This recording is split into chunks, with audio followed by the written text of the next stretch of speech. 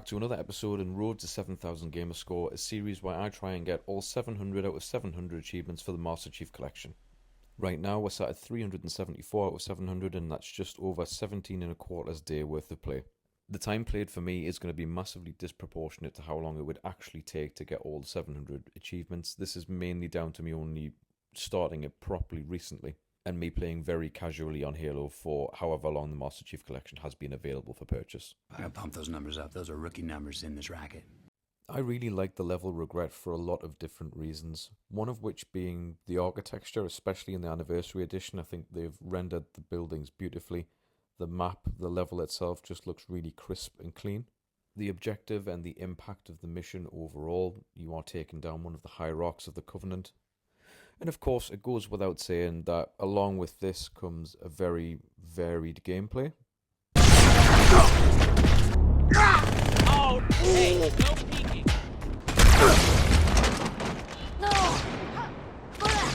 Which is not repetitive or frustrating in any way, shape or form.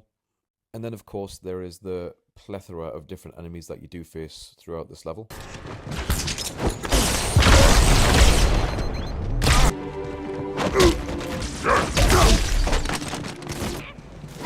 Steal yourself. This combined with the gondola portions of the mission really sell it to me. All jokes aside, I do really enjoy this mission, mainly because who doesn't want to be a 7-foot-tall super soldier punching a 90-odd-year-old alien species in the face? This is one of the longer and more challenging levels on Halo 2 on Legendary, so if you are going to attempt it, just be prepared to be here for a while. One of the single worst parts about Halo 2 on Legendary is the drones, and how annoying they can be, and how hard they are to get around sometimes. So what I'm going to show you now is a way to get around what would normally be quite a large group of them. Instead of heading round to our left here, what we're instead going to do is head up onto the ledge near that locked door and grenade jump over to that other walkway on the other side. This despawns all of the enemies in that building in front of you, and instead force spawns the next set of enemies that would naturally come when you open the other set of doors.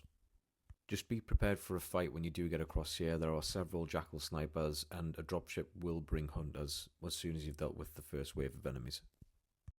Once you've managed to clear these enemies, you should then be able to go to the first collectible on the level Regret, which is the Regret toy.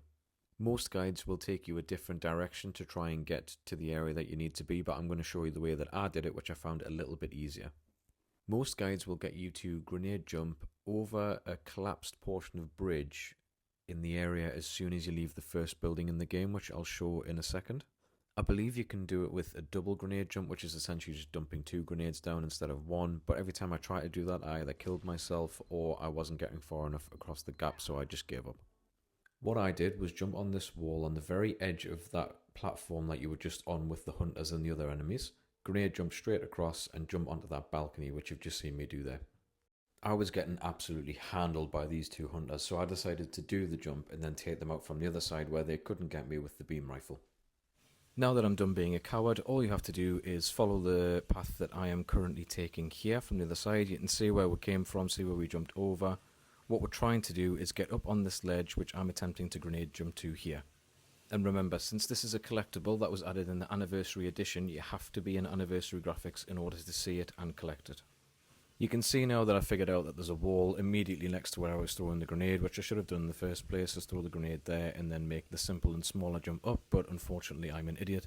However, if you now follow this path around the back of the building, you'll be able to see the Regret toy on the floor, waiting for you to collect. This will unlock the Regrettable Turn of Events achievement with 5 gamer score and a 0.51% unlock rate. I will say that if you are going to do this method and go the route that I've went, you will need at least 1 extra grenade to do another grenade jump back over to the other side. This leads us nicely into the second collectible on the mission Regret, which is the skull. This is the assassin skull and can be found after the first gondola ride. Once you've defeated the enemies defending the building, there's a big stone as you come in the entranceway. All you have to do is jump on top of that stone and then jump up to the platform above. You can then use the walkway to come on the outside platform, which is what you see me on here. Then just follow the path that I take around to the back of the building.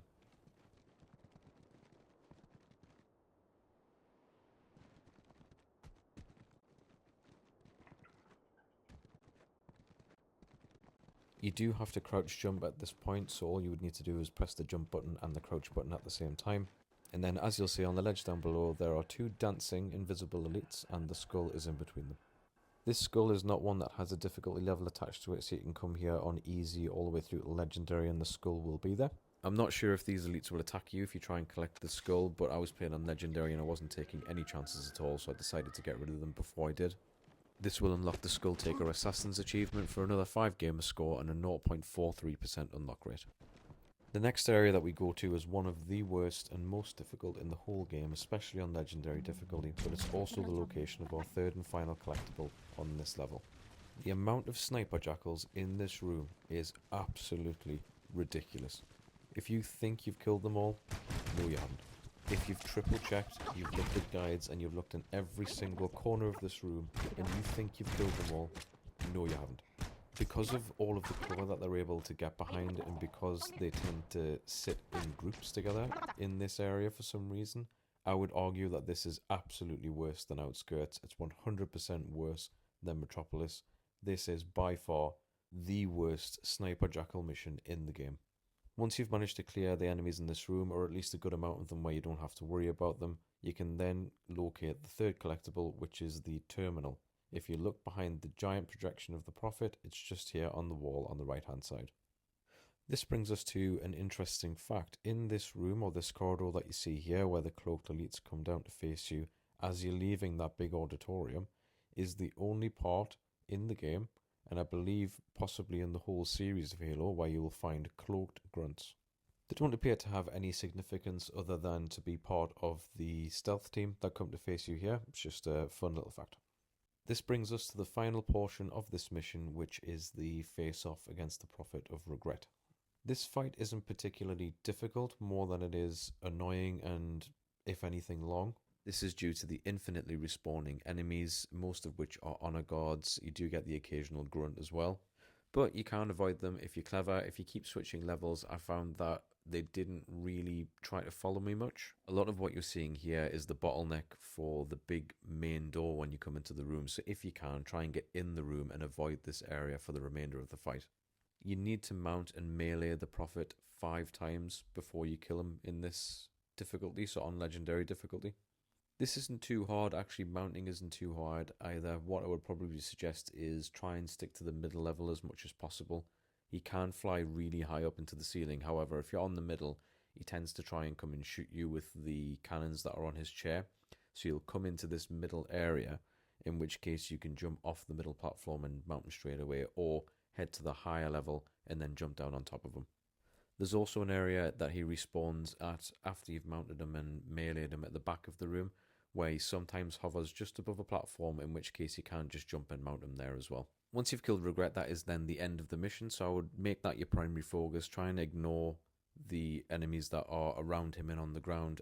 I didn't really do that when I was in there, and I should have. This fight took me probably about 35 minutes just to get through, but you absolutely can make it much shorter, even on legendary difficulty, by just beelining for the Prophet. And that is the level Regret on legendary completed, along with all collectibles.